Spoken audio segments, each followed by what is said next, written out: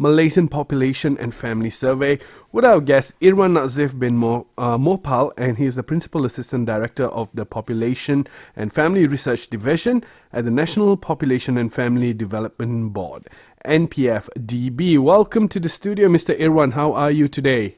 Thank you, KG. Good, I'm good.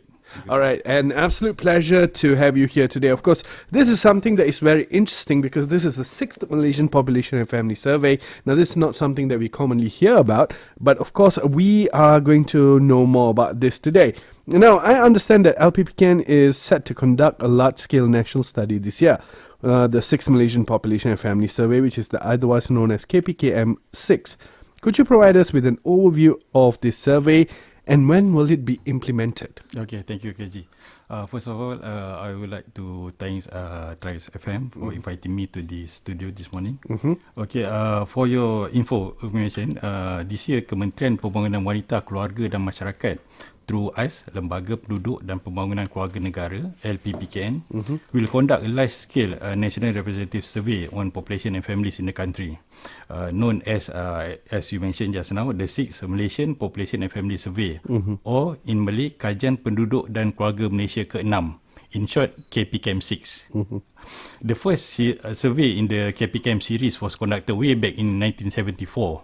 Then the second series was in 1984. The third was in 1994. The fourth was in 2004, and the latest was in 2014. In this coming 2024 KPKM6, which will officially start its data collection process from 15 July to 31st December this year, a total of 37,550 houses throughout the country will be visited during the period. Any individual who meet our criteria will be interviewed, mostly through face-to-face mode of interview. Other face-to-face mode of interview, we also offer phone interview, and also the self-answered form to the respondent. And applicant has commissioned a market research company called Ipsos Sinar to carry out the interviewing process. And currently, KG, applicant is actually promoting the KPKM6 through media and also through the state government briefings. We hope that these strategies will help us in tackling issues of refusal among the respondents, and also to increase cooperation among the community leaders. Based on our previous survey pretest conducted from March to June, recent June 2024, almost 30% of the respondents refused to be interviewed. We hope the refusal rate from the respondent will be reduced during the actual data collection later, which will start from 15 July and on 31st December this year. All right, so every 10 years since 1974, you've been conducting this survey, of course, and I understand 30% of them, they refuse. Maybe they are afraid, right? A lot of scams are currently going on, and it's been quite some time since we had people actually coming over from the government to interview us in our very homes. Now, let's talk about the main objective, Irwan. What is the main objective of KPKM6? Why is it so important for LPPKN to conduct this survey? Okay, KG. The main objective of this survey, KPKM6, is to provide the latest and time series data on population, family, and also reproductive health for the country. In advising the government in these three important areas, LPPKN needs comprehensive and up-to-date data. And KPKM6, KPKM data since 1974 is our main references, other than our other survey or studies such as the Malaysian Family Wellbeing Index study and also National Population Strategic Plan study. Among the policies under the ministry or KPWKM, which integrates KPKM data during the policy formulation, are the National Family Policy in 2011 and also the National Reproductive Health and Social Education Policy and Plan of Action in 2009. Most of the LPPKN programs, module, and also services on family and reproductive health are also guided by the previous KPCAM finding. Other than that, AKG, for your info, we other than that providing input during the policy formulation and also program development. KPKM data significantly contribute in assessing the effectiveness of the current country's policy and also programs, especially on population, family and reproductive health. And KPKM 6 data will continue to serve the purpose. For international comparison purposes, we hope that this coming KPKM 6 will be able to provide up to 7 SDG indicators, Sustainable Development Goal indicators for the country, as compared to only 2 SDG indicators measured in the previous KPKM series. All right, so a lot of work to be done for KPKM 6, but starting in about 5 days and all the way till the end of the year. But right now, everyone, what we're going to do is we're going to take a short break and we're going to be right back. And of course, today we are talking about the 6th Malaysian Population and Family Survey, due to start 5 days from now on the 15th of July. With us today is Irwan Nazif, who's the Principal Assistant Director with the National Population and Family Development Board's Population and Family Research Division. We will be right back.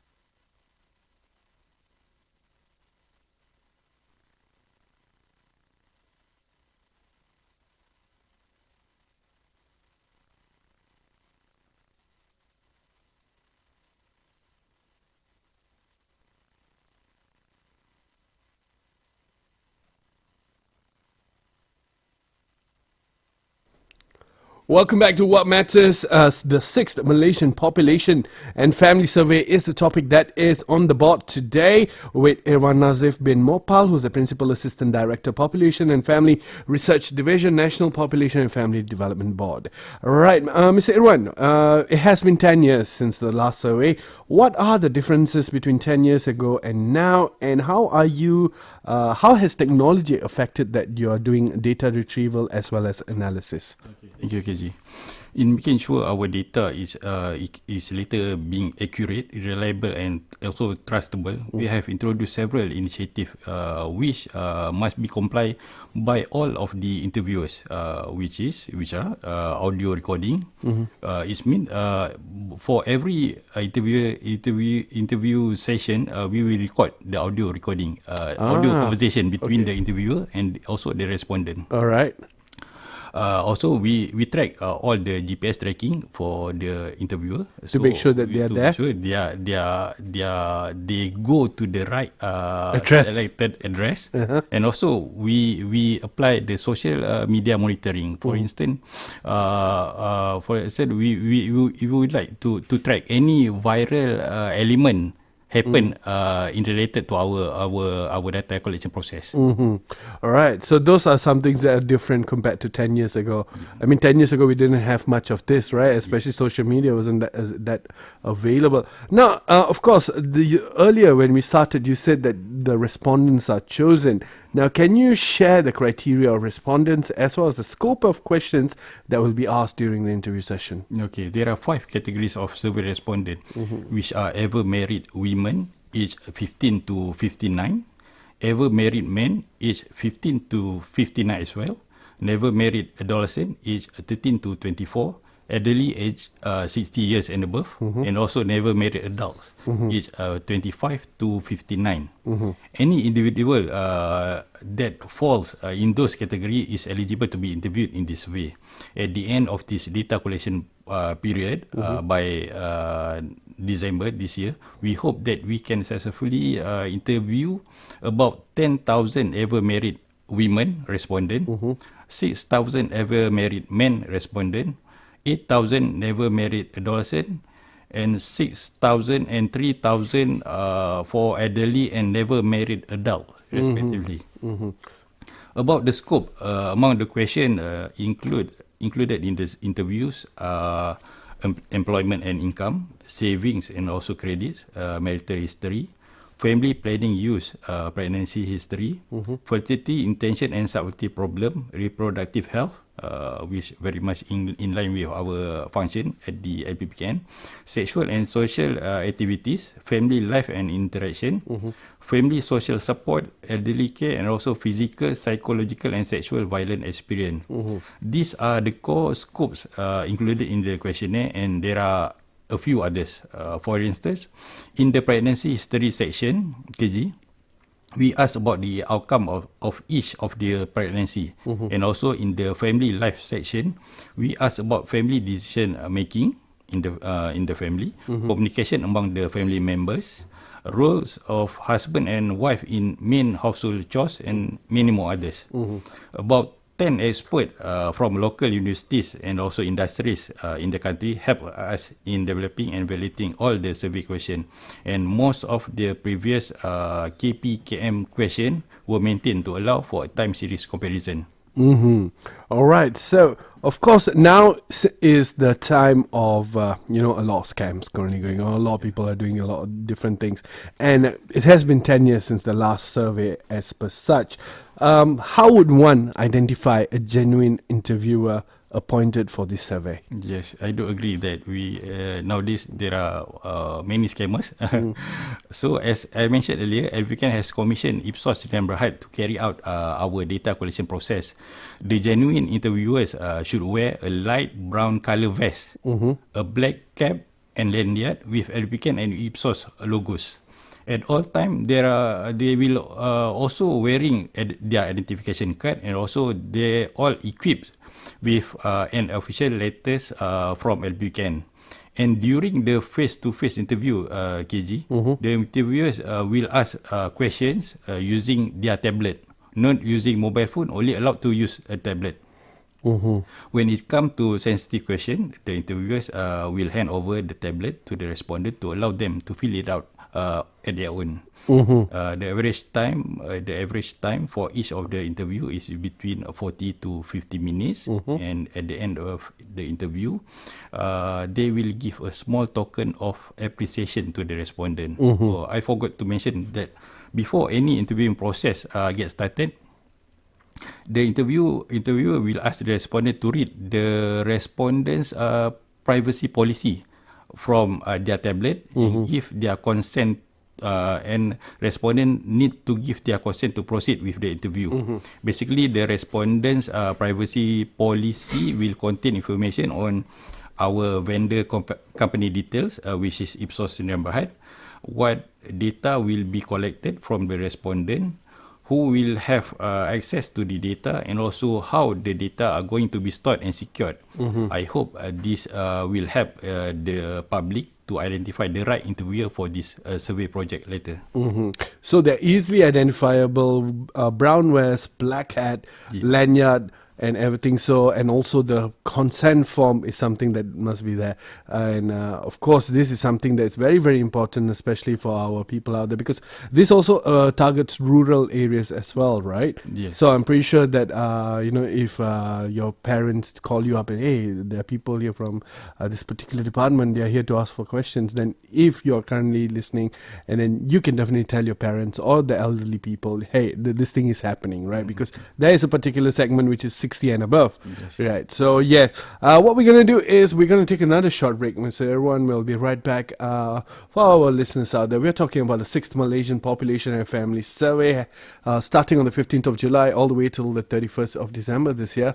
We will be right back after this song.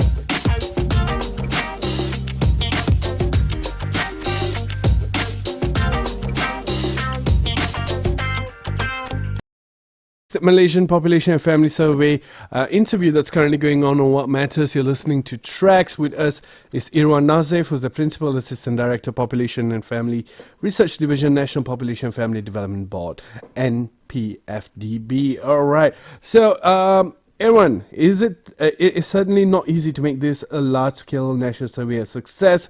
What is your advice to the public out there? What should they be doing? Okay, thank you, KJ.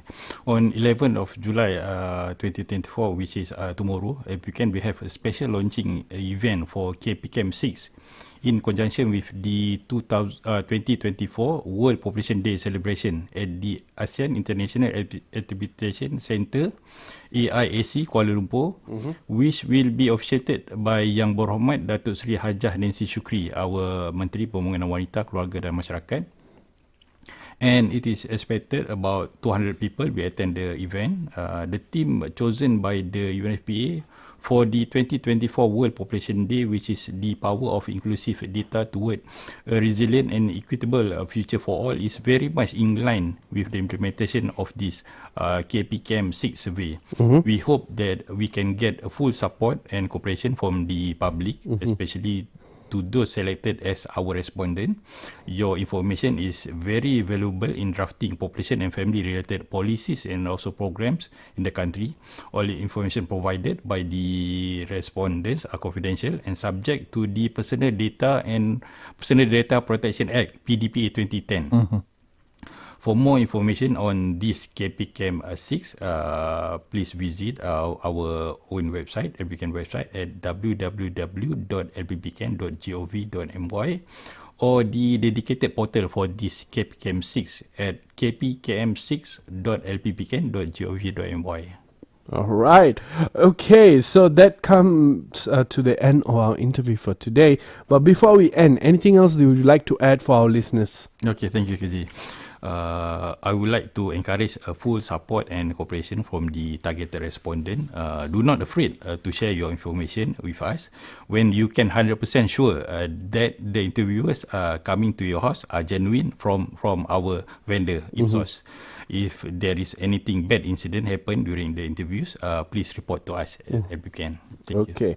Right. So you will definitely know that they're genuine. There's no payment involved with any of this. Then you will even get a token of appreciation for providing such information to this department. And of course, the 6 Malaysian Population and Family Survey is due to start on the 15th of July with their launch tomorrow. So please, if you are involved, please give them the most of your support as you can. All right. With that, thank you so much, Mr. Irwan, and I hope you have a good day. With that, we end for today. We spoke about the 6 Malaysian Population and Family Survey right here on What Matters. We're done. I'll be back in the next hour. Don't go anywhere. Right, settle.